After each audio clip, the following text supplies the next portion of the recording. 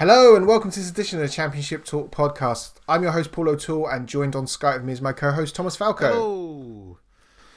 So we are going to be looking at the news first, and I think the best place to start is the news that's just broken as we're recording this, and that is football fans will be allowed back into stadiums at the end of the national lockdown on the 2nd of December. This is fantastic news. There's a new free tier system. And those of you that are going to watch the Barnsley podcast will know that we love the fact that you change tiers and names and all that kind of stuff. That happens a lot, so watch out for that podcast on YouTube. Should be going live at the weekend. Tier 1 will be allow up to 4,000 fans and a percentage of the ground's capacity, whichever is lower. Tier 2, which is obviously a slightly more severe lockdown, will allow up to 2,000 fans in stadiums. Tier 3 will not allow any fans in stadiums at all. Grassroots football and football all levels may resume from the 2nd of December, which is amazing news, as well as gyms opening, etc. Great for public health. More importantly, though, when you look at the effects that football has on communities, and when you look at how large some of these stadiums are, 4,000 fans in a stadium, say the size of Hillsborough, would be a very small number of fans, and social distancing should be easily achieved.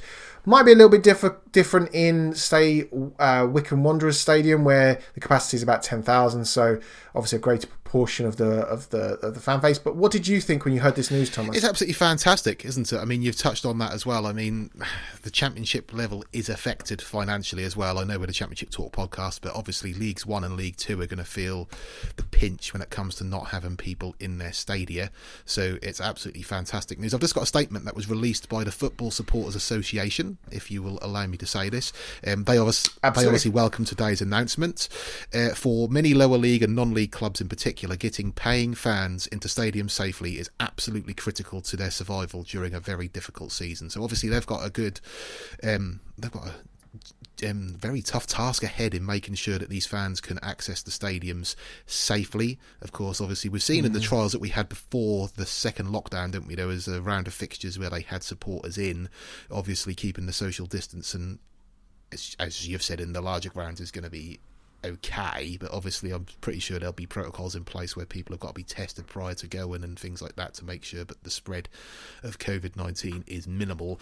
But it's absolutely fantastic, and it's a bit of positive news. We alluded to it last week with the talk of the vaccines coming in for the most vulnerable. Of course, that's absolutely where they should go, but hopefully the next 12 months maybe not as rocky as it seemed. Maybe in the height of sort of summer in the last couple of weeks, where we had the talk of the bailout for the League 1 and League 2 teams, obviously the club by club basis thing going on with the Championship as well. Absolutely brilliant. Maybe bring a little bit of that financial benefit in. It goes a long way from having the capacities, obviously, but small steps, and it's a positive bit of news for once when it comes to COVID-19. Absolutely is. And when you look at some of the stadiums, I think the challenge will be how many stands they use.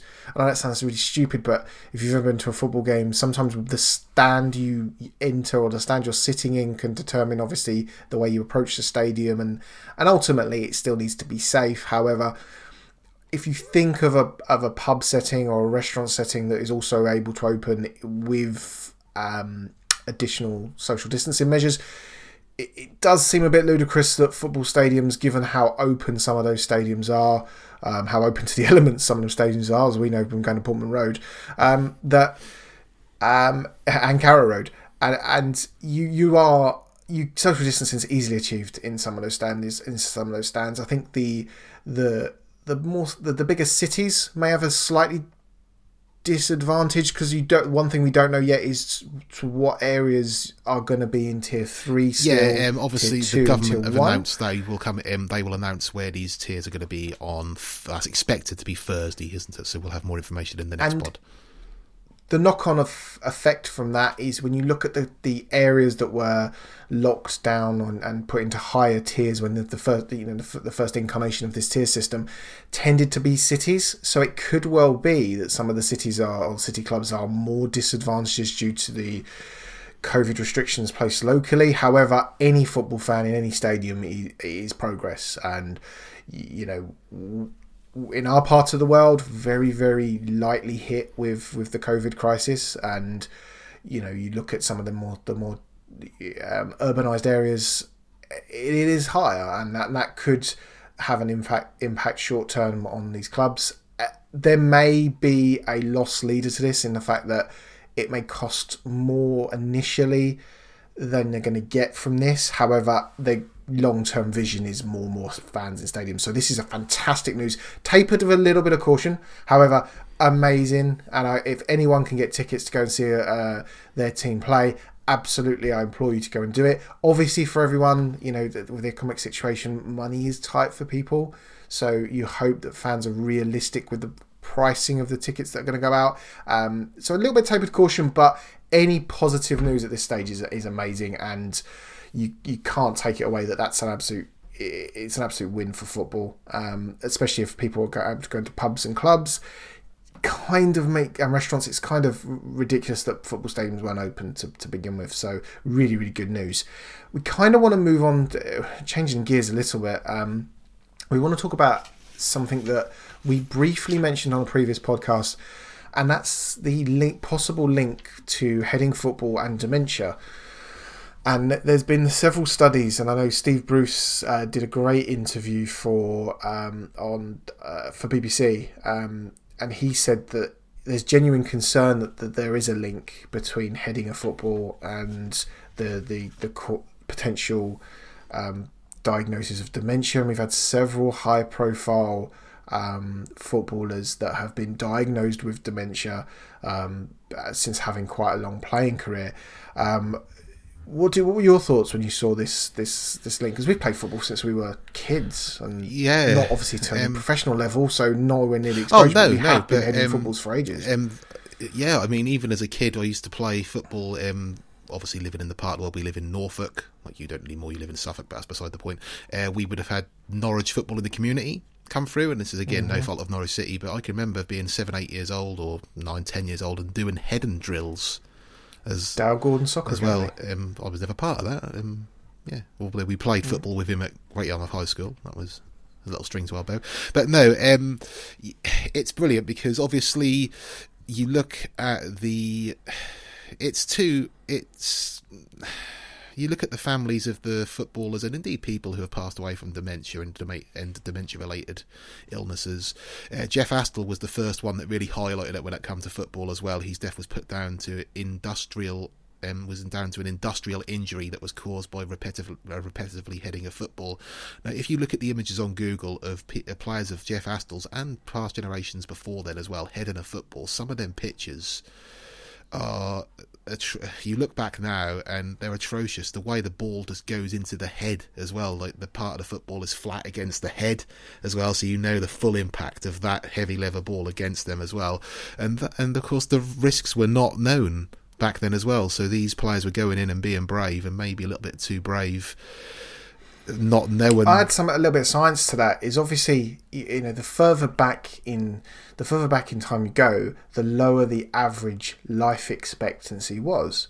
So when you look at some of the long-term effects, it's hard to correlate data from 60, 70, 80 years ago when life expectancy was a lot less, death from, you know, illnesses that have now been eradicated and things like that.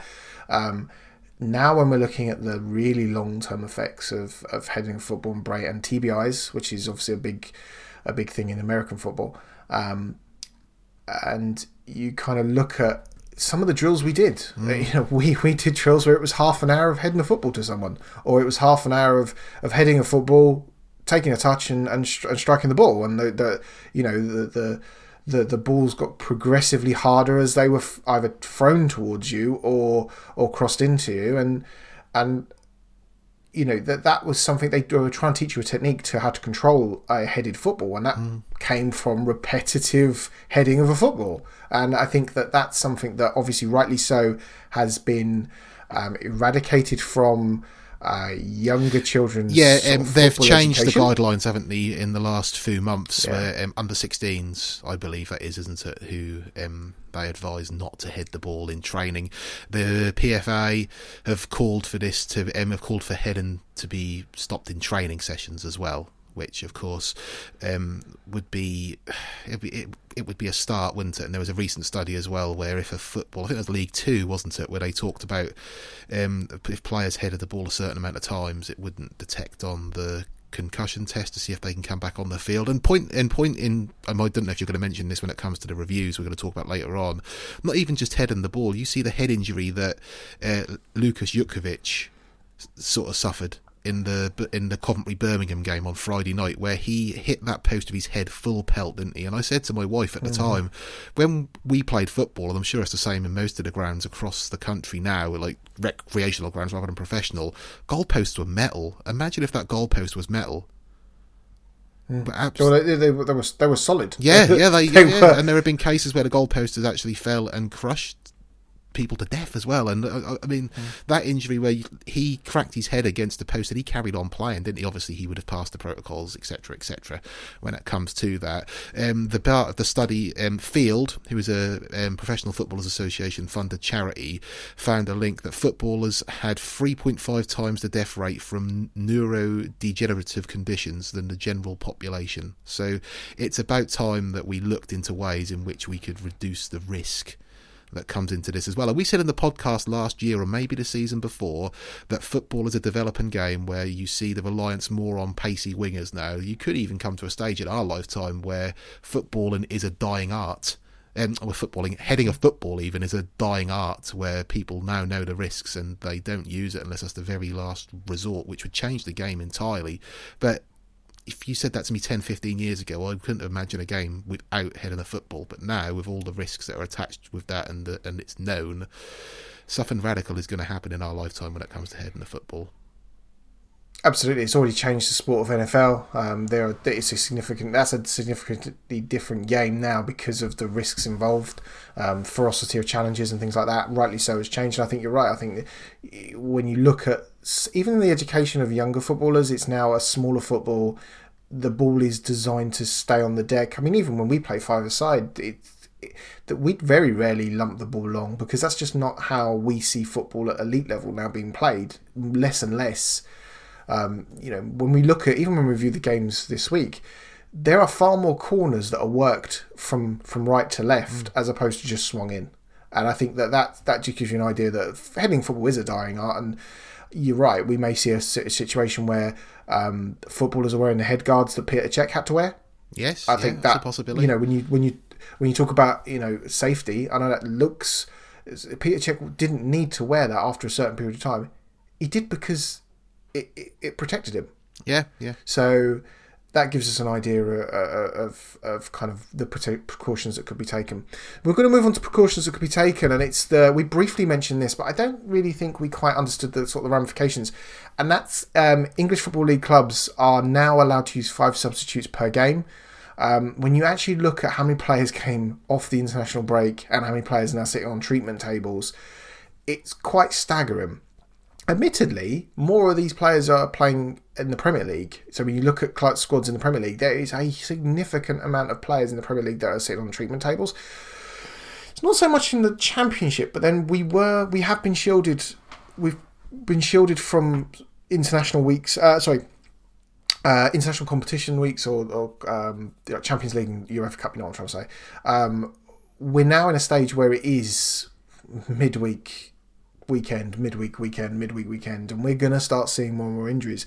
And this weekend, when we review the fixtures on our main podcast, a lot of these clubs took advantage of the 5 substitutes. I'd say just have a look at some of the benches, because as you predicted, a lot of academy players are making it into the teams, are making it into the final squads. Yes, and that's obviously good for their. That's obviously good for their development as well. Obviously, the bigger clubs would have stronger benches. I mean, I'll use my beloved Forest as an example. They had all the substitutions on the bench. How many did they use in the game? Pass. Not their full condiment. Just have. I know Norwich used 5. They used all 5 substitutions. They brought a couple of 90 minutes. I think this had to happen. Why didn't it start with it? Why did we not start with 5 substitutions? Yeah, again, you look and maybe think that could be to do with the traditional aspect of football where it's 3 subs. I mean, the Premier League is probably one of the only leagues, I believe, where they didn't implement this rule from the start of the season as well. I'm pretty sure I've read that as well and seen that in there, that they would have, other leagues have allowed this as well. It is needed. It is needed. I mean, we talked about the ridiculousness of having 3 international games in that short space of time. I looked at the record. Harry Kane as well. He's been in 60 odd days. He's been to 6 countries to play football. I know he's in the obviously Premier League an elite player, but I've always been one to say footballers, when you read back about the 60s and 70s, which I love reading about the history of football, they played games on Boxing Day and the day after and Christmas Eve and stuff like that. You think, get on with it. But football has changed from those days, and I think we have to look and protect these players a little bit, because they are breaking down. They are breaking down with the demands that are put on them from the fixture list. And there isn't an international break again this year, I don't believe, is there? But there are a lot of games to cram in between now and Christmas time, New Year. And but we're getting up to our favourite, the FA Cup is something, a competition we both admire, but it's going to be a tough fixture list over Christmas. And you're right, the Premier League have resisted calls from all of the top managers to not have a 5 substitution allowed in the Premier League. They're not even looking at it. And it just absolutely baffles me. That is putting player welfare at risk. We're going to move on to, and again, this is kind of an and finally, but it's quite serious, and we didn't quite know how to cover this, and that's is it Darnell Fisher? It is indeed, yes. Plays for Preston. He's being investigated by the FA for an incident on Patterson of Sheffield Wednesday. And the incident occurs, and it's on Twitter. You can see they're using the words alleged. Fisher is really closely marking Patterson, and the first instance you see is they come really close together. Fisher's not looking at the ball; he's got his back to where the corner's being taken. He's really close to Patterson. Patterson puts his hands up, turns to the referee, and then to say something has happened, and then Fisher then, with a cupping motion towards his genitals, as a bit of a squeeze, and I'm lost for words. I think you've described that quite well, considering you're lost for words, Paul. I've never heard, all these years I've known you, I've never heard you use the word genitals, so credit for that. I think that's probably the politest way I can put it without us getting sort of age banned. What a ridiculous way to get yourself up to a 10-game ban. Yeah, I mean, I don't know how we describe this other than very silly, because obviously there's 2 incidents, isn't there, of this sort of of this happening as well. And it's obviously been caught on camera. To think that you could get away with stuff like that, whether it's you can't even do this. It's sexual harassment. Yeah, it is something that is very silly and very, very wrong as well. And obviously, whatever is coming his way in form of a punishment is warranted, isn't it? Because it's just a stupid thing for someone to do, and as we've said, wrong. And if I was to do that in the street or at work, illegal in people's eyes as well. You'd be on some sort of register, and you think, at the end of the day, it's not acceptable. Now, obviously, there are historical examples of Vinnie Jones on Gaza. I think that's yes, I am nodding my head. Yes. That's well documented. Obviously, that was a different time around the way people viewed personal space, the way people viewed what's right and wrong, and I was doing it for a laugh, or I was doing it to put the opponent off. No, wrong, very wrong. And you do that in any kind of workplace, you're facing the sack, and there's obviously they're investigating the alleged incident. Well, I don't think there's any alleged about it. It's plain and clear what happens, and he does it right in front of the referee as well. And I think there needs to be more guidance issued to referee for that, because I think that was completely unacceptable, and it's something we are going to follow, because I think this is something that there should be severe sanctions imposed for this. And football's a contact sport. Football is a contact sport. There is an element of contact involved, and everyone accepts that. But the ball was out of play. and they were marking for a corner. We talk about situations like Suarez biting an opponent, and I'd say that this is far worse. Yeah, and it's not in football, but a precedent was set as well. It happened in rugby union, in an international rugby union game, didn't it, as well? And I think that was a 10-game ban for the person in question as well. It's just something that you shouldn't be doing. At the end of the day, it doesn't matter who you play for. No offence to Preston or indeed Sheffield Wednesday when I say this, but you are a role model for the people of the fans of your club. You honestly are, and that's just a very stupid thing for him to do. And as we've said, it's just wrong. It would be wrong in any other walk of life. And I hope that he gets the retrospective punishment that action deserves. 100%. So we will be following that story in its conclusion, because I think that will be interesting to see where the stance the FA take. So we'll have to monitor that situation. So that concludes our YouTube version of our news. Hope you enjoyed that. If you did, smash us a thumbs up, hit the subscribe button. That would be most appreciated. That will help support the podcast. Leave us a comment if you think there's anything we missed in this week's news and you'd like us to cover next week. Watch out for our first of our mini-series, which details the history of the Championship clubs one by one. We start with Barnsley, and we've put the finishing touches to that. We really enjoyed doing the research for that, so hopefully you do as well. So watch out for that either Thursday or Friday of this week, and that will be a series that runs fortnightly, and after Barnsley it'll be Birmingham, so we shall be detailing all of the stuff that the history of Birmingham, and it was really good fun to do Barnsley, so watch out for that. As always, if you want to listen to the whole show, we are on all major podcast providers, that's the word, absolutely. And then you can listen to the whole time. We normally go about 90 minutes, which is why we're not doing the whole 90 minutes as a YouTube video, because couldn't upload that much. It takes us a day to upload one file. So thank you all for watching, and we shall speak to you all next week, and watch out for that Barnsley series. Goodbye, everyone. Bye.